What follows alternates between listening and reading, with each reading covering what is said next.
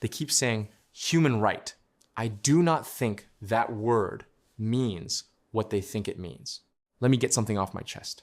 Because I have been a science teacher for years, and there is one thing I cannot tolerate in a laboratory, a classroom, or a political debate, and that is using words wrong on purpose. Healthcare is a human right. Housing is a human right. Food is a human right. Education is a human right. A living wage is a human right.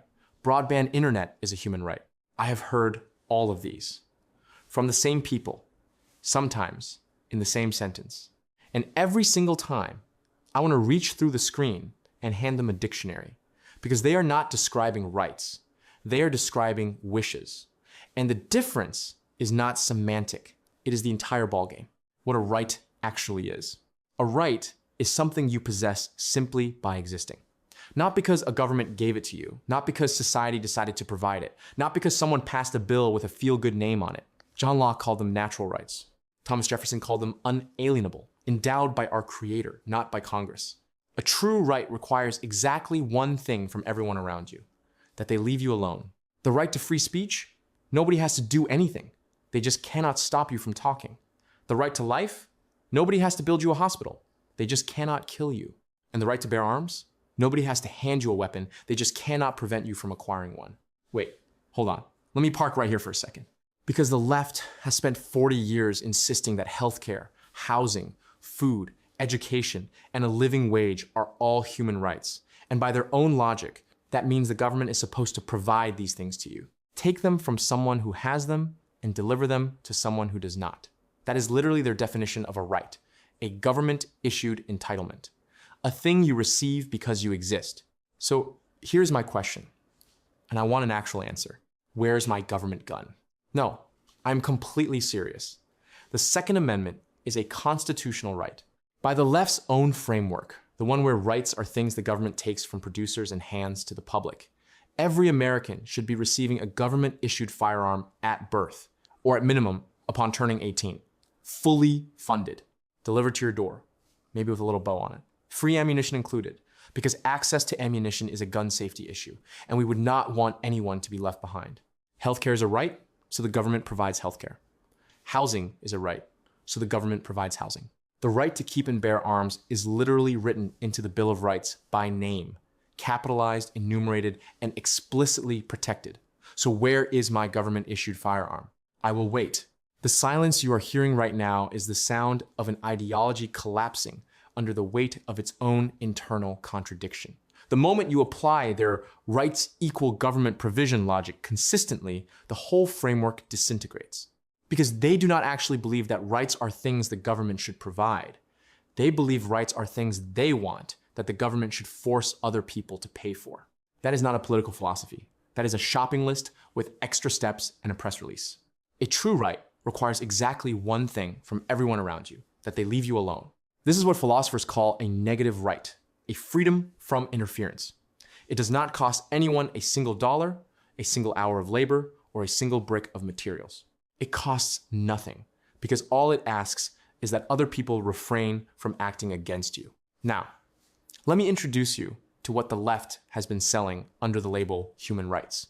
Healthcare requires doctors, nurses, pharmaceutical researchers, hospital administrators, medical equipment manufacturers. It requires years of training, billions in infrastructure, and an ongoing supply chain of skilled labor. If every doctor in America decided tomorrow to close their doors and retire early, your right to healthcare evaporates completely, because it was never a right, it was a service. And services require providers who choose to provide them.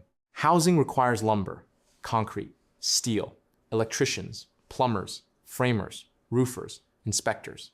If every contractor in America walked off the job, your right to housing means you are sleeping outside with a very expensive government promise and nowhere to cash it. These are not rights, they are claims. Claims on other people's time, skill, labor, and property. And the only way to enforce those claims is through coercion, meaning the government points a very official gun at a doctor and says, you will treat this patient or face consequences. That is not a human right. That is indentured servitude with better branding. FDR. And the moment it all went sideways, this did not come from nowhere.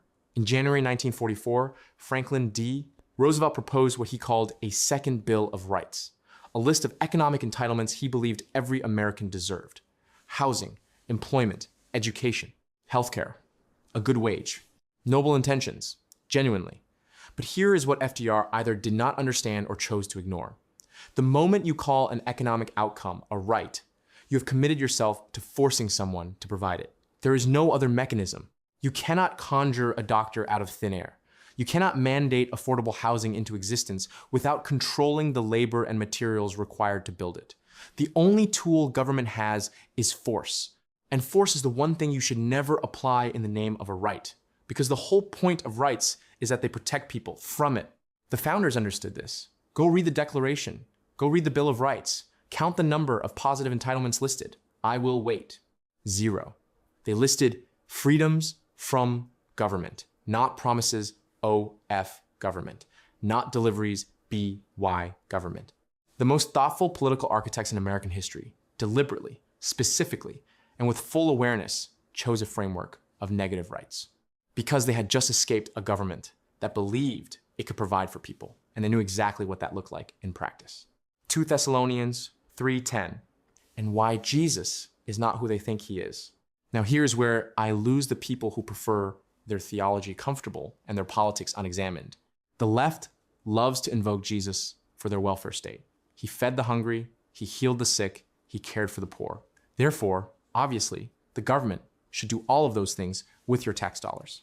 This argument is theologically illiterate, historically backwards, and, if you actually read the primary source, directly contradicted by the man himself.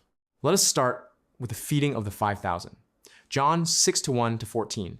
Thousands of people, 1 hillside, 5 loaves, 2 fish, 12 baskets of leftovers. Miraculous, undeniable. And then here is what the bumper sticker theology crowd skips. John 6:15. When Jesus therefore perceived that they would come and take him by force to make him a king, he departed again into a mountain himself alone. He left. The crowd wanted to make him their permanent food distributor, and he walked away. Not because he did not care, because he understood that what they wanted was not what they needed. The next morning, that same crowd found him at Capernaum, and Jesus looked them in the eye and said in John 6:26, "Ye seek me, not because ye saw the miracles, but because ye did eat of the loaves and were filled."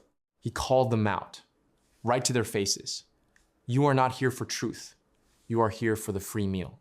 And by John 6:66, after he spent the day preaching the bread of life instead of handing out more food, many of his disciples went back and walked no more with him. The crowd that showed up for the handout scattered the moment the handout stopped. Tell me that does not describe every Democratic voting coalition in living memory. Acts 3:1-10. Peter and John are walking into the temple. A man lame from birth is begging at the gate called Beautiful. He asks for money. And Peter says in Acts 3-6, "Silver and gold have I none, but such as I have give I thee. In the name of Jesus Christ of Nazareth, rise up and walk." Peter did not hand him money. He did not apologize for the systemic inequalities of Roman society. He addressed the man's actual problem, his inability to function independently, and he restored that capability permanently. The man walked into the temple leaping and praising God. He went from permanent dependency to full participation in his community in approximately the time it takes a modern congressman to finish a speech about how much they care about the poor. That is the biblical model. Not the endless provision of fish, the impartation of the ability to fish. And then there is 2 Thessalonians 3:10. The Apostle Paul, who planted churches across the known world and clearly understood the theology of community responsibility, wrote this to the church at Thessalonica. "For even when we were with you, this we commanded you, that if any would not work, neither should he eat." Not could not, would not. The distinction is everything. Paul made clear that genuine need deserves genuine provision. The early church took care of widows, orphans, the truly incapacitated. But for the person who simply preferred not to contribute while others carried the load, the apostles' answer was succinct, clear, and about as far from a universal basic income as you can get. Jesus built disciples, not dependents. He healed people so they could return to productive life. He rebuked the crowd that came back for a second free meal. He told parables about servants who multiplied what they were given and one who buried it for safekeeping. And the one who buried it did not come off well in the story. If you are going to cite Jesus, at least read past the parts that fit on a campaign poster. Communist goal, #27, and the long con. On the 10th of January 1963, Congressman A.S. Herlong Jr. read into the congressional record a list of 45 communist goals for America. I am not asking you to believe in a conspiracy. I am asking you to evaluate outcomes. Goal #27, infiltrate the churches, replace revealed religion with social religion, discredit the Bible, eliminate prayer in schools. Social religion, that is the phrase. Government as the provider of all human needs. The role that belongs in Christian theology to God and community, reassigned to a federal bureaucracy with a 40% overhead cost and zero interest in your soul. The left did not steal the language of compassion by accident. They needed it. Because the most powerful argument against their entire dependency model is the one sitting in every church in America, that human beings have inherent dignity, that true compassion restores capability rather than creating permanent reliance, and that the institution designed to care for the vulnerable is the family and the church, not the Department of Health and Human Services. Goal #27 is partially achieved, not because there was a secret meeting, because the outcome is identical to what a deliberate plan would have produced. The machine underneath the slogan, here is the political science underneath the theology, and you do not have to be a Christian to understand it. A population that receives its housing, healthcare, food, and income from a government program votes for whoever promises to maintain and expand those programs every election cycle, reliably, without fail. Not because those voters are stupid. They are making a perfectly rational calculation, given the options presented to them, but because the option of independence was never seriously offered. That is not a safety net. That is a voter farm. Quinn's Law #5. Liberals are great at giving away other people's money. Quinn's Law #9. To liberals, intentions are more significant than the outcomes they achieve. The intention is compassion. The outcome is permanent dependency. And the person who designed the program knows the difference, which is why the program is never fixed, only expanded. True rights set you free from government interference. Positive rights make you dependent on government provision. One of those arrangements benefits you. The other one benefits the people writing the legislation. I will leave you to figure out which is which. But what do I know? I am only a science teacher who actually read Locke, Jefferson, the Federalist Papers, the New Testament in context, and the congressional record, instead of getting my political philosophy from a yard sign. If this article made you think, like this article so the algorithm shows it to people who need to read it. Share this. Every share really helps. Get the word out. Use it. Comment below with your take. If healthcare and housing are truly rights, tell me who is legally obligated to provide them, and what happens to that person if they refuse. Tell me. And if you want more of this, the data, the history, the science, the stories, join Beeski's classroom community, or follow me on YouTube. Even better, subscribe to my account. It is about the cost of a cup of coffee per month. That is it. Your support keeps this classroom open, and I promise I will never run out of material as long as the left keeps trying to outdumb itself.